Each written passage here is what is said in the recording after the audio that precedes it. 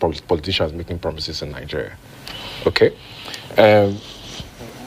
Well, solid minerals is very critical, but for me, it's important that the Tinubu government pay attention to Schedule 39 in the exclusive legislative list that separates solid minerals from oil and gas, and that moves solid minerals from exclusive to concurrent. Because I maintain that as far as solid minerals stays under the exclusive legislative list, there isn't much the government can do. And this has always been the problem. Allow the states to control their solid mineral resources. But that's also very capital intensive. It's very capital intensive. Can the states afford that? You see, this is the reason why I've said to you, Nancy, that there is an elephant in the room. And the elephant in the room is fiscal federalism, changing the principles of derivation, landmass, equity of states, population, IGR, and derivation. These are the 5 principles that makes or establishes the Revenue Mobilization and Fiscal Allocation Commission. You have that formula as 55, 29, 16. 55 for the federal government, 29 for the states, 16 for the local government. Apart from the fact that you have a battle between the federal government, state governments, and local governments in the federating units, the state governments don't want the local governments to control their own resources. The state governors want to control the local resources of the local government. You have a problem with the principles of derivation. The principle of derivation is the reason why states are encumbered. You have a lot of states, when you look at their fiscal position and their fiscal strategy paper, a lot of states are in debt. There are states owing 100 billion, 180, 400 billion. There are states paying 2, 3, 4, 5 billion. They have irrevocable standing payment orders to their FAC account, debited from source. When it comes down to the states, the governors are only able to pay salaries of civil servants. They're not able to embark on any capital project. If you give the states more financial autonomy, what is going to happen is that the states will be forced to think on how to generate IGR. IGR is the solution. You see this idea where you give 5 billion naira to state as palliative to share and share rice. In 2023, it's ridiculous and it's dumbfounding. No, how is it ridiculous for a country that is poverty-stricken, for a country that is faced with hunger? This is why you need to change the formula for revenue allocation. Allow the states to generate their own revenue and pay royalties to the center.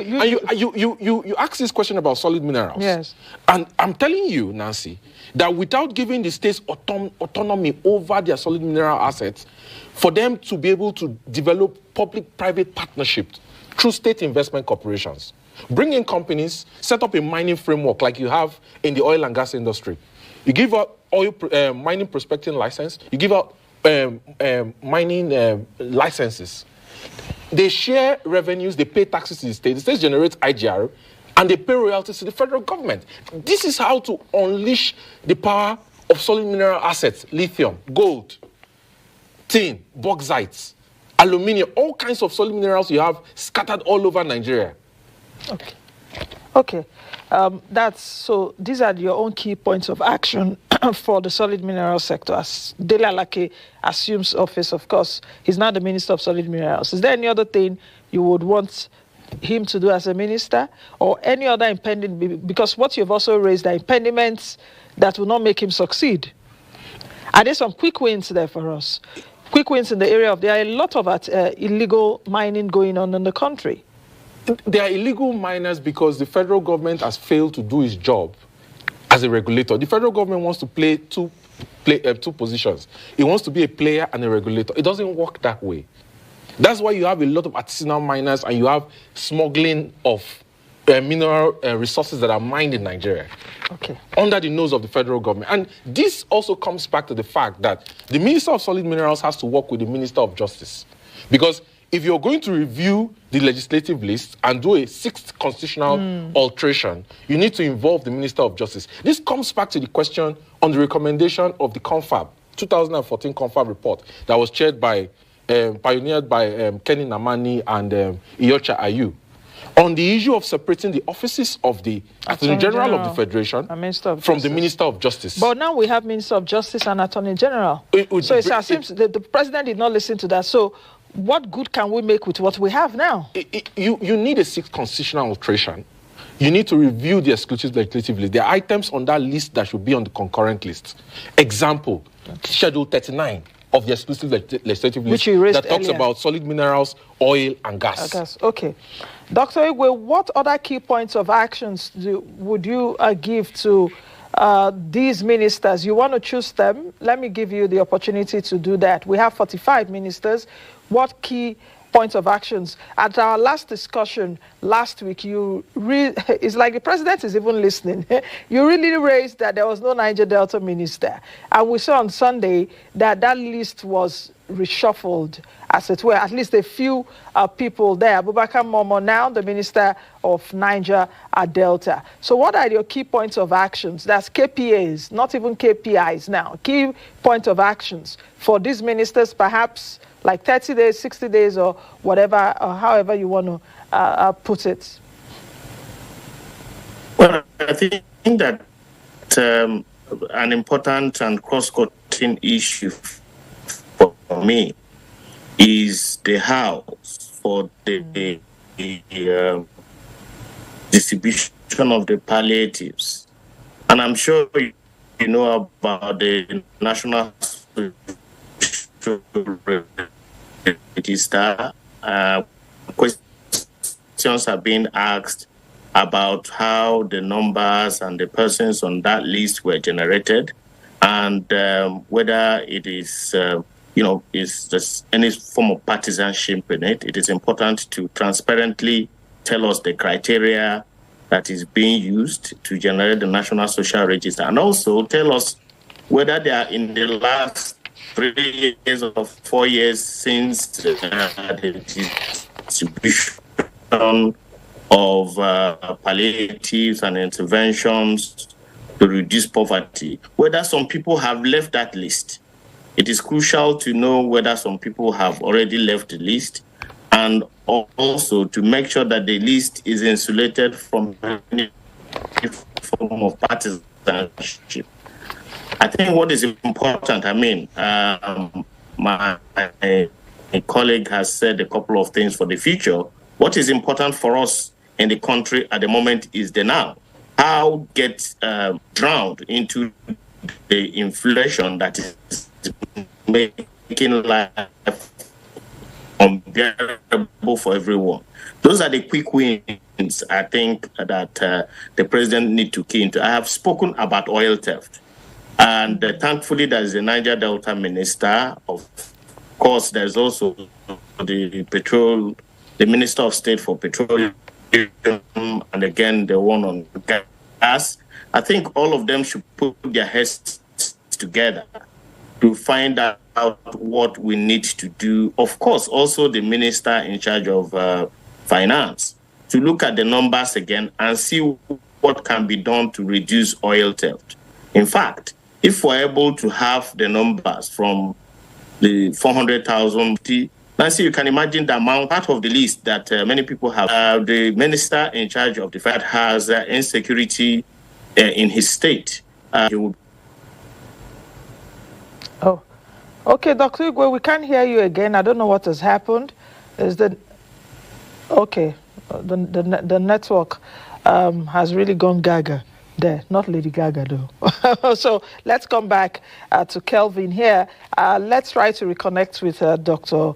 Igwe. And when he comes up, let me know. Okay, Dr. Igwe, of course, has spoken about palliatives. So it's perhaps looking at poverty alleviation, and he raised some salient points. Let us even know those. We need to get an efficient, a transparent social register that also the states can also adopt. Because if you take a look at the NEC meeting that was held, not this last one, the former one where Governor Soludo did speak about the palliatives and all of that. But let's move away from that. Let's come over to macroeconomic stability, because I think that economic challenges are really facing us right now. What are the daunting tasks before Wariedo right now? We have inflation at 24%. It's been estimated that it may get to 28% or even 30% by the end of this year. We have economic growth that is growing at less than population growth. FX reserves, JP Morgan just came up with something that is very startling, and I'm actually also wondering, I'm torn between the devil and the WC. Let me explain what I mean. 3.7 billion dollars our FX reserves. That figure, of course, was taken from the financial report. They did a study on the financial statements that the CBN released last week. Why I said I'm torn between the devil and the WC is, a lot of people have said, let the central bank come out to say, this is how much we have in our FX reserves. Some are also of the school of thought. In fact, I saw a video, I think, of the central bank governor of Singapore, if I'm not mistaken. I don't know if you saw that. And he said that it's a policy for them not to disclose their foreign exchange reserves. Why? Because if you disclose it, your enemies, so to say, or so to speak, your economic saboteurs would know the weapon you have in your arsenal, and they can come for you. That's odd, considering that the Central Bank of Singapore participated in the currency swap foreign support line for intra-central bank lending from the U.S. Federal Reserve many years ago. I understand what you're saying, but this is something, I don't know, but do you understand why I am saying that? Because he actually was of the opinion, if they know, a lot of attacks could come for them, and they will begin to, expend their foreign reserves. But anyway, I just needed to bring that in, Different economic theories. So speak on that. Macroeconomic stability, Wale Edun, and the issues. First of all, Nigeria needs an industrial policy, and this is the reason why I think the Minister of Trade and Investment, Dr. Doris Anita, is also very critical. She needs to redefine the tariffs. She needs to redefine backward integration programs. She needs to redefine import waivers, tax waivers, pioneer status. She needs to coordinate with the Minister of Finance, because the coordinating Minister of the Economy. This first task is to integrate 62 MDA's revenue collection into the Federal Inland Revenue Service, which I think is a masterstroke, and is going to increase the revenue to GDP ratio from 7.9%. Every 1% in that revenue to GDP ratio that you add $4.4 billion to the collections of the federal government. So he has a task of raising that revenue to GDP ratio as a way to migrate Nigeria in that medium-term expenditure framework currently that depends on debt, the deficit financing. It is currently about 43.8 to 45% to the budget. He has to migrate it away from debt to revenue to reduce the debt servicing. Because if you look at Nigeria's debt obligations, between 2024 and 2026, the government is supposed to pay about $4.2 billion in debt servicing and refinancing costs to creditors, both locally and internationally. Amortizations and coupons. So he needs to migrate the government away. His major task is to bring in revenues. He also needs to supervise and coordinate the process of ensuring that the fiscal policy of the government anchors monetary policy, and that there is changes to the CBN Act and the Foreign Exchange Act, especially the CBN Act. He needs to work with the National Assembly, the heads of the Senate committees and House committees. Should there be a change to the CBN Act, or should there be compliance to what we have right now? The CBN Act, there are certain sections that gives powers to the governor. Is that the areas you're looking at? Not just that gives powers to the BOFIA also. The BOFIA of 2020 also needs amendment that regulates the banks and other financial institutions. But the CBN Act, certain sections in the CBN Act, sections 50, sections 38, sections 24, sections 20, that is due for amendment and that are critical. For example, if you look at sections 38, the violation of sections 38 was the reason why you have $53 billion on ways and means that was sterilized. And somehow, that interest that the government was the CBN was collecting from the federal government as overdrafts, MPRO plus 3, was a saving grace because the net interest income grew and was a saving grace, and that was the reason why the CBN didn't go to solvency, considering all the liabilities it had and all the loan loss provisioning it did in the last 3 years of its financial cycle. So Wale Edun has a responsibility to anchor fiscal policy and ensure that it drives monetary policy, because there has been a disconnect between fiscal and monetary policy. The government has gone on an expansionary monetary policy drive, right, that has not led to growth, that has not increased supply, that has squeezed the banking system and squeeze the ability of the banks in Nigeria to lend money to the real sector. But if you take a look at it too, the monetary policies around the world really went expansionary. I'm not defending the central bank, but I'm just bringing to bear experiences from other central banks across the world because of the pandemic, where we've seen helicopter money, and all the economies that did that because of COVID are suffering from it, high inflation and all of that, and they are trying to do fire brigade style now in terms of the UK, the US. We know how much the US pumped into the system. The UK also pumped into the system because of COVID. So would you really actually now put all the blame on the Central Bank of Nigeria, where all the central banks of the world, majority of them, were trying to save the economy when you look from at COVID? When you look at the expansionary monetary policy that the U.S. Federal Reserve did, you notice that it's within the ambit of the law. Okay, so you're saying, of course, and they scale back. And monetary policy, the U.S. the Federal Open Market Committee, FOMC, raising the interest rates in the U.S., the federal funds rate, has led to the reduction of inflation in the U.S. to 3.2%. Inflation in America is responding to monetary policy. In Nigeria, it doesn't respond. It doesn't respond. Okay, Why? so now I understand what you're saying, because there's a limit. The law says 5%. Now it's even been increased to 15% before the last National Ways Assembly. and Means is currently 30.1 trillion. 23.8 has been sterilized into 9% per annum. The CBN is going to get net interest income from that. But the question is, what is going to be the impact of that on the debt servicing load of the federal government? Okay. Dr. Igwe, we have you back now.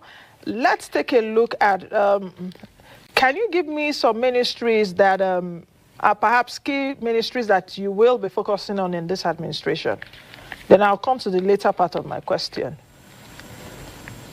Okay, I think that the Ministry of Humanitarian Affairs is very key, of course, because of the promises she's made about lifting the list to her a few minutes ago, lifting 133 million persons out of poverty. That's a tall order. And I will be watching her activities very close. Ali Pate, coming from COVID and recovery and the health system and all that's happened, and how this impacts directly and indirectly on poverty.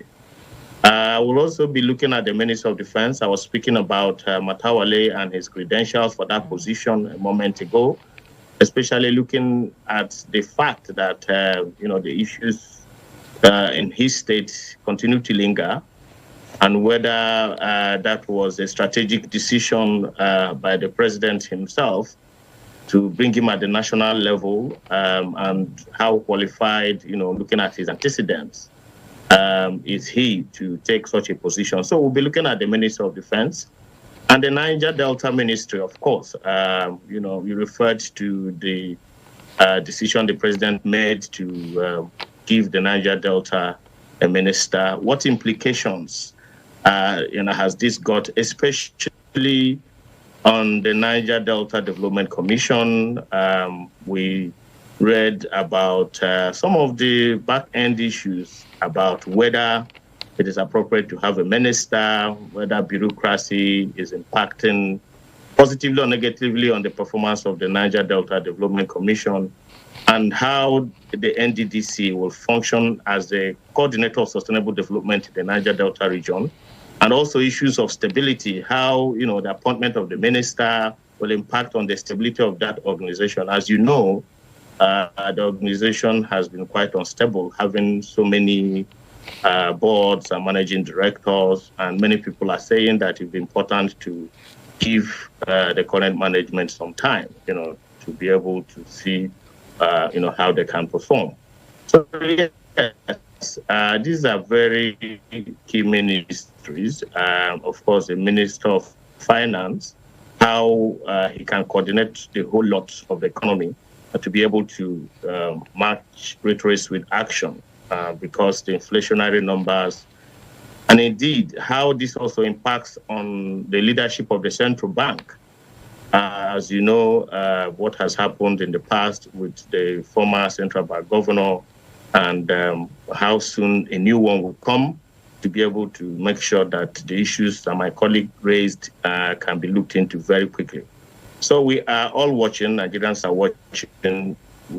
We are giving the president the benefit of doubt. He said he will hit the ground running.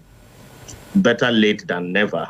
But I think that these key ministries and the persons in charge of it, not to forget the FCT minister and the FCT ministry. We also saw the clip where he talked about, pulling down structures, and whether this is too early is also another conversation people are having, and whether this fits into an overall roadmap, to make sure that the FCT is cleaned up. Beyond pulling down houses, it's also important to have a holistic approach to what he wants to do in that key ministry. Okay. So these are the ministries many of us that you're looking at: Poverty Ministry, Defense, Niger Delta, FCT. So 4 for you out of these ones that we have 45 ministers being sworn in. Well, 4 key. 4 key for you. 4 key for me. There are many others, but I think that it is important to sort of zero in on these very strategic ministries. Okay. Of course, disciplinary boundaries continue to. All these things all overlap with each other. But yes, 4 for now. Kelvin, which are yours? I'll take trade and investment. I'll take finance. I think the situation in Niger Republic is the first test for Yusuf Tuga. That's foreign. Considering he was ambassador to Germany. That's foreign affairs. He's an accomplished career ambassador. And also considering that depending on how these negotiations with Niger Republic is handled, there's a risk that the military junta might close the River Niger channel from Niger, and we're going to have issues in Nigeria. So on all the issues of export of uranium, of gold, on the spillover to the borders of Sokoto, Zamfara, and all the states in the northwest, it's the first litmus test for his ability to handle a foreign situation crisis. He also has to work with the aviation minister to sort out the issues with the airlines, and that has led to the UAE, for example, banning Nigeria from entering their country, certain sections of Nigeria because of their outstanding for Emirates Airlines. But more importantly, we have to come back to Ministry of Petroleum, Ministry of Gas Resources. The Ministry of Gas Resources, the minister has a task to, deregulate gas prices, to work on internal high-pressure transmission pipes to distribute methane gas, export pipelines like NMGP, because TSGP is encumbered by the situation in the Niger Republic. You have Minister of Petroleum. The Minister of Petroleum Resources needs to work on clarifying the PIA for NLNG, for Train 8, Train 9, and Train 10, especially Train 8. The CEO of NLNG has complained about it. He has to work on increasing the drilling rigs. He has to coordinate with the security chiefs to reduce crude oil theft in Niger Delta so that Nigeria can meet up with its OPEC quota. He has to work on the fiscal path and strategy with the Minister of Finance and Coordinating Minister of Economy on whether Nigeria is going to stay in OPEC or stay in the Declaration of Cooperation. And this is because if you look at the forward guidance for OPEC, OPEC does not plan to reduce Nigeria's quota above 2.5 million barrels, regardless of how much production goes within the next 3 or 4 years. Just like, I think it's Olupobiri, yes, the Minister of State Petroleum now was saying yesterday, my agenda here is increase production. That's what he said yesterday. And I was saying, okay, increase production. Will you increase it more than your OPEC quota? Where will you sell it? He has more sophisticated and complicated duties because he has to supervise the process of taking NNPC to an IPO. Or perhaps it's also increased production than what we're doing now. Let's meet our OPEC quota. Is that what he was saying? I was trying to get a sense from his own speech yesterday. Stakeholders in the petroleum industry, upstream, midstream, will tell him otherwise that he has more pressing issues on it. Increasing production is important and very critical to Nigeria's export earnings and NNPC receipts, considering that NNPC went to take a resource-backed loan from Afrexim Bank to help stabilize the FX situation in Nigeria. But NNPC needs to be supervised very carefully and skillfully to an IPO. Are you surprised that President Tinubu is like the petroleum minister? Because both of them are states gas resources, states petroleum. So are you surprised when that list came out last week that is like the president is still leaving himself as the minister of petroleum? I'm not. Or exactly what does it mean? Is he going to give them the full backing to do the work as minister of states? I'm not surprised considering that there's precedence. But I am disappointed because, we keep doing the same thing and expecting to get a different result. Yeah, the petroleum ministry, like we've said, needs somebody who understands oil and gas. Unfortunately, we've not gotten somebody who understands oil and gas. And you need somebody who can also be active and on the road. Not somebody who is going to sit in his office in the central area and be collecting reports from. But Lopobiri said he's a creek. He said he's a creek boy. He mentioned it yesterday. I'm a creek boy, so I'm going to go there.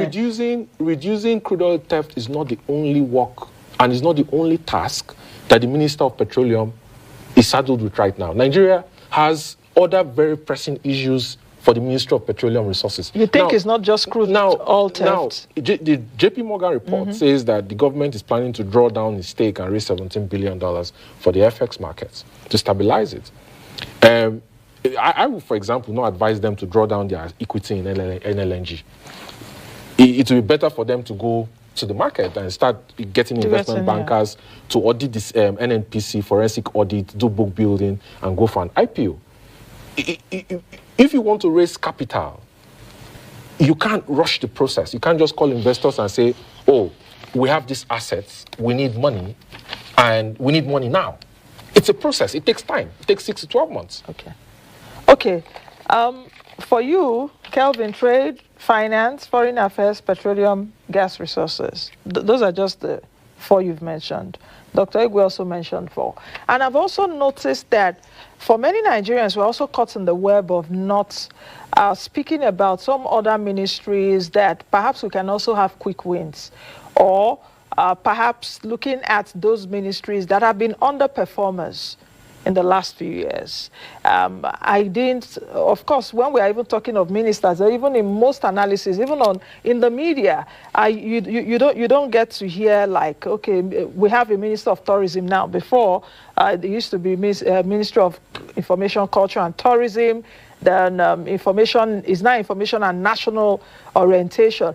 It's just that last administration, we had a vocal information minister who was not really liked, as it were, Minister Lai Mohammed. But if you're talking right now about some of the underperforming ministries, and let me talk, okay, now we have Minister of Arts and Culture.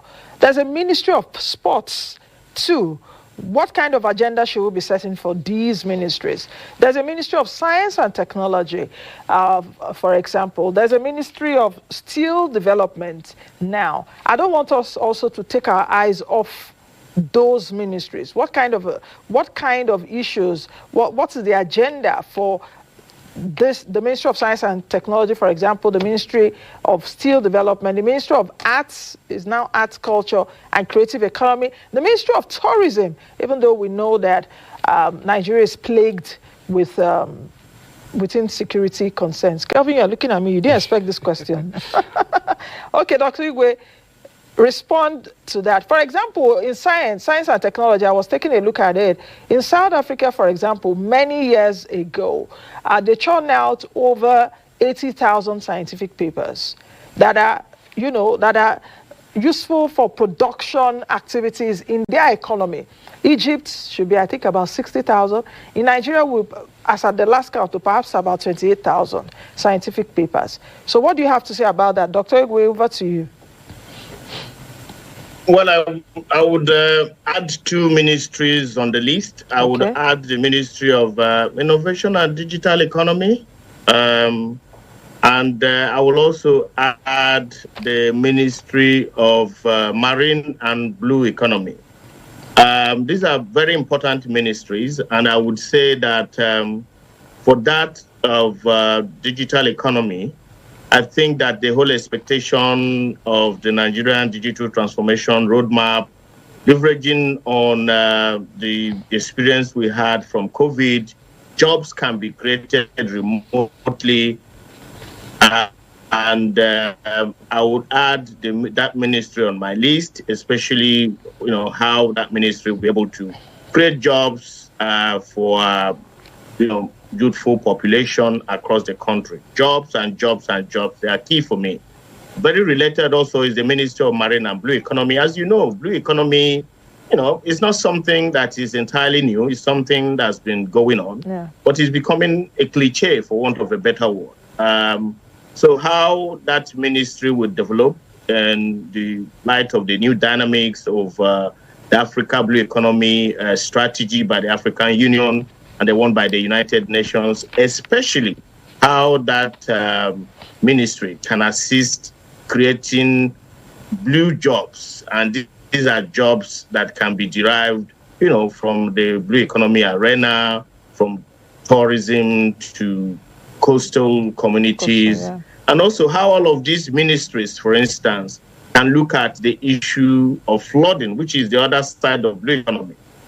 On the Ministry of Science and Technology, I think that is also a key ministry, and I think that the issue of development of scientific temper, among our young people is something I think it is important to put on their to-do list. For our young people to be innovative, I think that it's important to use a catch them young approach to develop their scientific temper. So yes, there's a lot to copy and adapt, and contextualize from what is happening in other countries. You mentioned South Africa, and I think that the Nigerian Ministry of Science and Technology is a key ministry that could begin to, spend more time on STEM. Science, technology, engineering and mathematics. Engineering and mathematics, to ensure that, we have this awareness among our young people and deepen their scientific temper and make them to continue to be self-reliant. And again, linking this to the ICT ministry and digital economy and how these can focus on creating jobs. So I add 3 more ministries to my list.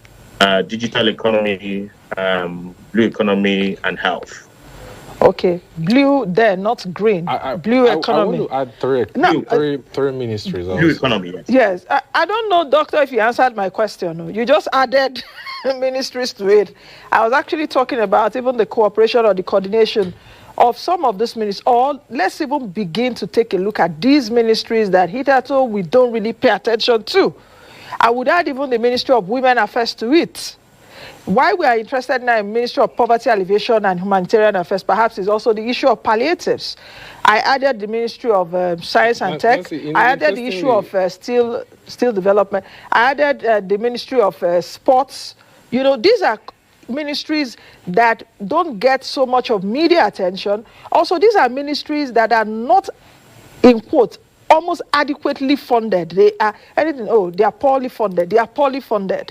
And attention is given to other ministries, works, power, housing, petroleum, and all of that. When their ministers come, they will attend to them, okay, approve. But these are also ministers or ministries that may not have the necessary wherewithal in terms of finance to do their work. Doctor, just 1 minute to answer, then I'll come to Kelvin. Yes. I don't really think that the fact that ministries don't have adequate media attention translates to the fact that they don't have funding. Minister of Sports, for instance, is a key ministry developing these talents. I mean, sports is a very huge industry internationally. Dr. Igwe, we have access to their budgets. We have access to these ministries and their budgets over the years. If you take a look at it, it's not commensurate to what other ministries get.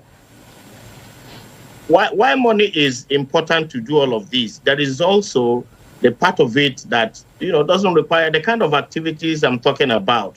Developing these talents among young people, developing our sports industry, for instance, to become digital as it stands elsewhere and create jobs. Yes, it requires money, but not a lot of money. But I also think that there needs to be partnership, something you just talked about. We need to focus on creating jobs, be it Ministry of Science and Technology, be it Ministry of Sports, be it Ministry of Marine and Blue Economy. I think that the issue of unemployment and limited employment, and even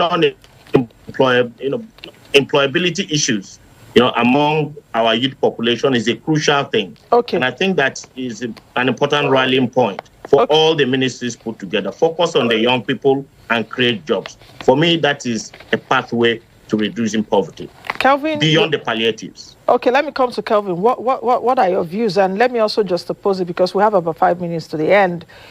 What kind of political will do we expect from Mr. President so that these ministers will be enabled to do their jobs? Because the buck really stops at the president's table.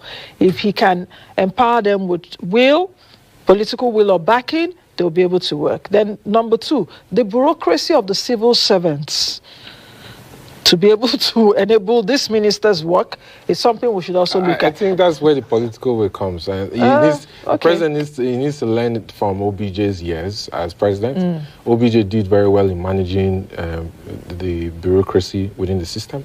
The president, I will advise that he also implements the Stephen Orasanye report. Despite the fact that Labour is counter. I don't know how to put it. Labour is they are their own enemies, because they are complaining about the cost of government, but they don't want the government to merge and reduce the size of the civil service and the public service in Nigeria. Maintaining it is about 5 trillion naira a year, which is insane. And the only comprehensive report that has looked to address and reduce the size of government is the Stephen Orasanye report. I don't know what is in that report that is scaring a lot of presidents from implementing it. But I was going to add, a few ministries. I was going to add, like Doctor said, Are you adding a few ministries, or both of you should answer my questions about underperformers in the last few years, or since Nigeria has been born? Because, do you understand what I'm saying? Now, a lot of people will say, Minister of Finance, Trade and Investment. We would hardly talk about other ministries. We have 45 ministers crying out loud. The failure of monetary and fiscal policy is the reason why you have 133 million Nigerians in multidimensional poverty. And the reason why Beto Edio has a job as a minister of humanitarian affairs and poverty alleviation. See, you have issues here. You have Ministry of Marine and Blue Economy. The Baka Deep Seaport in Akwa Ibom, the diversification of port operations to the eastern flank, the move away from the western flank is very critical. If you speak to businesses in the north, they will tell you they prefer ports in Calabar and Akwa Ibom and Port Harcourt to ports in Lagos. Okay? So the Minister of Marine and Blue Economy has a job to enforce and stabilize maritime security through the Massa, as well as diversify port operations to the eastern flank. I think that's going to be his biggest challenge. Calabar Deep Seaport, for example, has an issue with channel draft that has been on for years. They had an issue with the contractor from 2006. They were in court for more than 15 years. They settled last year, but nobody has been deployed to site, to the port, to raise the channel draft from 6 meters to 10, 12 meters that Panamax vessels need to dock at the port. You also have Akwa Ibom Seaport. It's critical. It's important that they get to work and they stop the talking. Okay? You have the Minister of Digital Economy. You have the challenge of increasing number of base transceiver stations in Nigeria. There's currently a board fight on the board of IHS between the shareholders of IHS. Yeah, he has to settle that fight. He has the issue of increasing broadband penetration access. Right of way charges has been slashed by 90%. Issues of regulation for the sector. Regulation. He has the issue of working with Universal Service Provision Board, which is interestingly led by Funke Opeke. To increase access because if you increase access of base transceiver stations around Nigeria at areas where traditional market conditions do not work, you raise financial inclusion. Okay. It's like I was going to add environment, because you also have the hydrocarbon. You also have the hydrocarbon remediation program for the cleanup of Ogoni and areas in Delta State, Bonga, oil spills that has been left because of issues around procurement fraud. So the Minister of Environment and Ecology has a challenge with that. He also has an issue of flooding. Okay.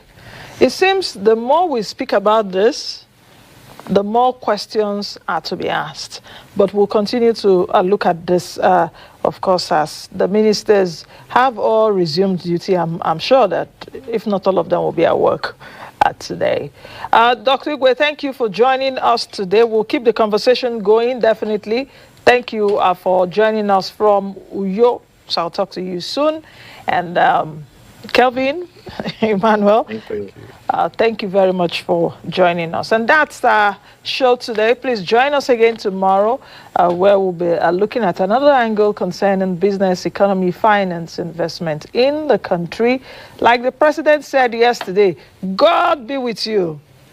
That is my prayer for every one of us today. And to the ministers, all eyes are on you.